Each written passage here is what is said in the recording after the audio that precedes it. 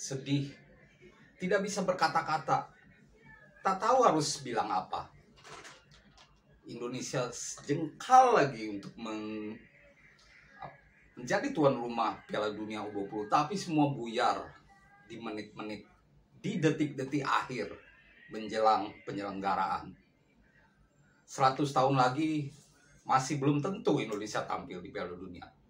Kok begitu? Saya ceritakan video ini.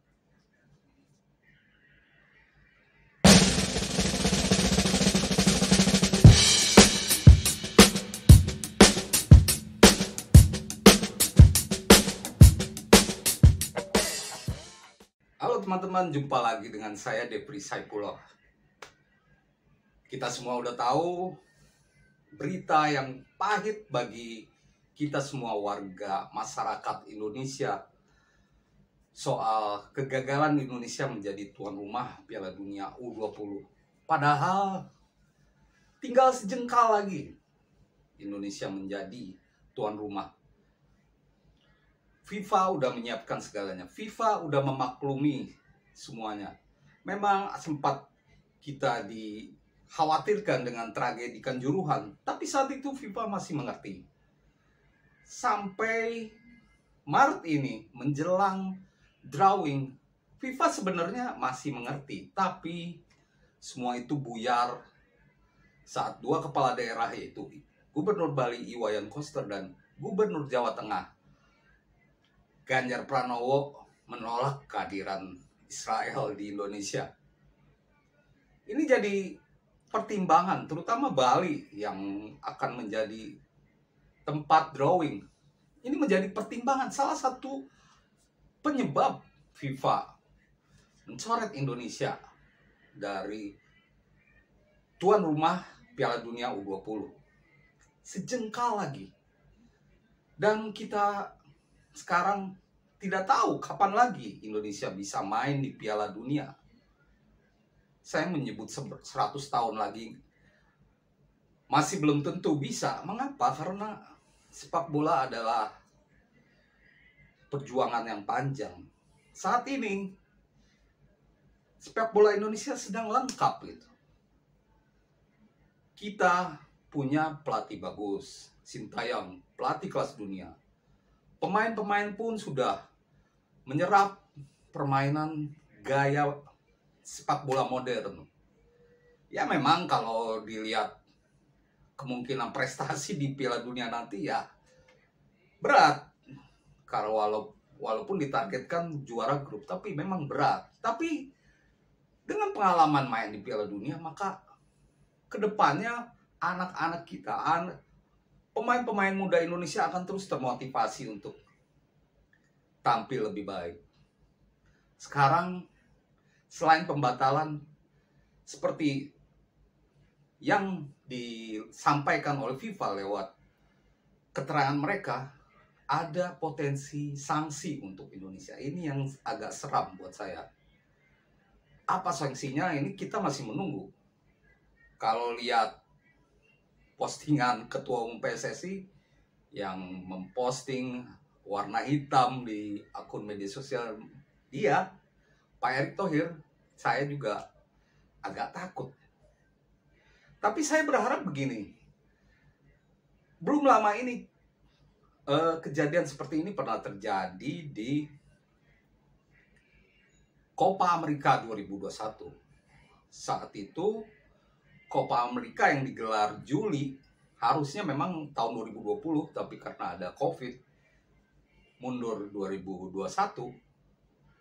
Harusnya digelar di Kolombia dan Argentina. Tapi menjelang akhir,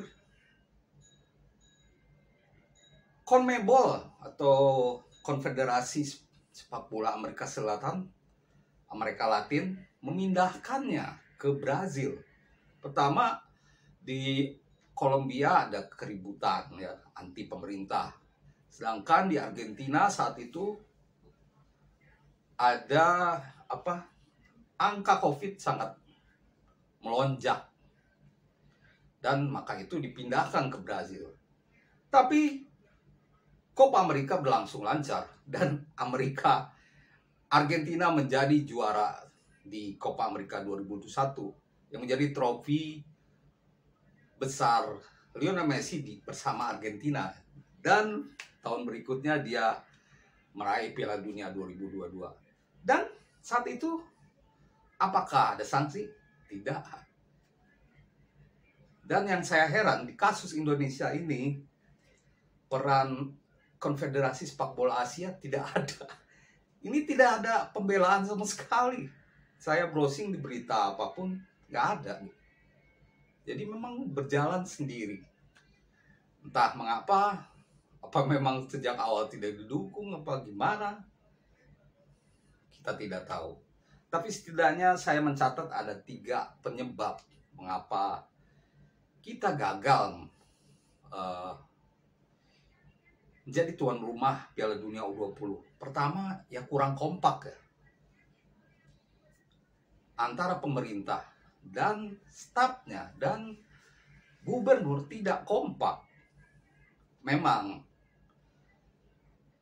Presiden Jokowi sudah bilang bahwa kita tidak pernah tahu Israel akan main. Di konstitusi kita memang kita menentang penjajahan. Kita juga tidak punya hubungan diplomatis dengan Israel. Jelang drawing 14 Maret lalu, Iwayan Koster, Gubernur Bali, mengirim surat penolakan Israel main di Bali. Dia mengatakan berharap pemerintah dan FIFA bisa mencoret Israel. Nah, ini konyol. Saya mencoba memberi informasi sedikit ya. FIFA itu sebuah institusi yang tidak bisa diganggu gugat.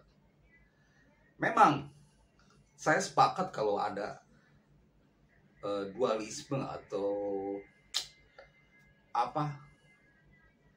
sikap yang tidak tegas dari FIFA ya terhadap Rusia. Mereka melarang terhadap Israel yang juga menyerang Palestina, tidak melarang. Ini memang sudah jadi wacana global, isu global. Tapi apa yang bisa kita lakukan? Menurut saya, karena ini event bersama, harusnya kompak. Presiden, pemerintah, gubernur, politisi harusnya kompak gitu. Dan saat diperlukan itu tidak terjadi. Dan mereka beranggapan bahwa opini seperti itu tidak apa-apa. Kalau dari partai oposisi tidak masalah. Yang paling fatal itu 2 gubernur mengatakan penolakan. Inilah yang membuat FIFA langsung menjudge Indonesia tidak siap untuk menjadi tuan rumah Piala Dunia. Inilah yang saya katakan bahwa kita semua tidak kompak. Pemerintah utamanya.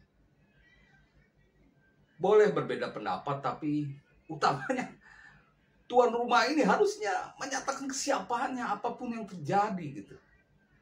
Kalau ada protes-protes itu biasa. Seperti di Piala Dunia Qatar ada protes anti LGBT, itu biasa. Itu bisa dicegah dengan keamanan yang kuat. Tapi kalau sampai yang menyelenggarakan tidak mau, tidak siap, tidak mau melindungi, ya berabe. Israel, saya berharap mereka tidak lolos sebenarnya. Tapi di Piala Eropa U19 pada 2002 lalu, mereka merupakan finalis. Mereka hanya kalah dari Inggris di final Piala Eropa U19. Maka itu mereka berhak lolos ke Piala Dunia U20. Faktor kedua yaitu koordinasi yang kurang ya. Ya memang mungkin pendapat opini-opini yang dilemparkan dianggap sepele gitu. FIFA tak akan menganggap penting. Tapi harusnya di sini pemerintah pusat harusnya menegur. Dan Gubernur Bali atau Ganjar Pranowo langsung meralatnya secepatnya agar FIFA bisa yakin. Tapi telat. Jokowi juga baru memberi statement beberapa hari sebelum, 1 hari sebelum Erick Thohir berangkat ya pada tanggal 25 Maret 28 Maret lalu. Jadi semuanya serba terlambat dan koordinasi kurang ini menyeratkan seakan memang Piala Dunia ini enteng, padahal negara-negara lain berebut. Maka itu FIFA ini di atas angin. Mereka bisa menunjuk negara mana saja. Kabarnya Argentina dapat duluan runtuh, mereka tidak lolos Piala Dunia U20 dan mereka akan main akhirnya ya. Sebagai peraih gelar terbanyak di Piala Dunia U20, mereka akan main. Lalu yang ketiga adalah orang yang tidak paham sepak bola menjadi penentu di pengambilan keputusan. Harusnya paham, sepak bola atau olahraga lain pun itu independen, tidak bisa diganggu. Ini dunia lain, ini bukan politik. Dan yang mengecewakan tentu, mengapa atlet-atlet Israel sebelumnya bisa main di Indonesia. Pebulu tangkis Israel pernah, atlet panjat tebing pernah, nanti di Bali pun ada event INOC ya. Itu pun kabarnya atlet Israel akan main. Kenapa itu tidak masalah? Sekarang sepak bola masalah, kasihan sekali. Pemain kita harus menunggu lama untuk bisa bermain di Piala Dunia. Walaupun mungkin susah berprestasi, tapi bisa bermain di event yang besar. Jadi 100 tahun pun belum pasti. Karena ini susah gitu. Bisa main lagi di Piala Dunia. Terakhir saya berharap ya tidak ada sanksi dari FIFA. Ya mungkin, tapi rasanya agak sulit ya. Tapi saya tetap berharap tidak ada sanksi. Mungkin sanksi seringan-ringannya lah. Misalkan ya 1 tahun tidak berpartisipasi di event internasional. Misalkan setelah Piala Asia lah, paling enggak ya. Soalnya timnas senior juga main di Piala Asia Qatar pada Juni nanti. Kalau di ban, selesai, tidak ada lagi harapan. Dan tidak hanya ke timnas, ke klub-klub lokal pun berpengaruh. Apa artinya kalau sepak bola dalam negeri tidak diakui oleh FIFA yang merupakan organisasi terbesar mereka? Maka itu saya tetap berharap tidak ada sanksi ya dari FIFA, atau sanksi seringan mungkin lah. Paling tidak mungkin kalau dilarang setelah Piala Asia di Qatar nanti. Demikian teman-teman ulasan saya soal Piala Dunia U20 yang batal digelar di Indonesia. 100 tahun lagi juga belum tentu main lagi.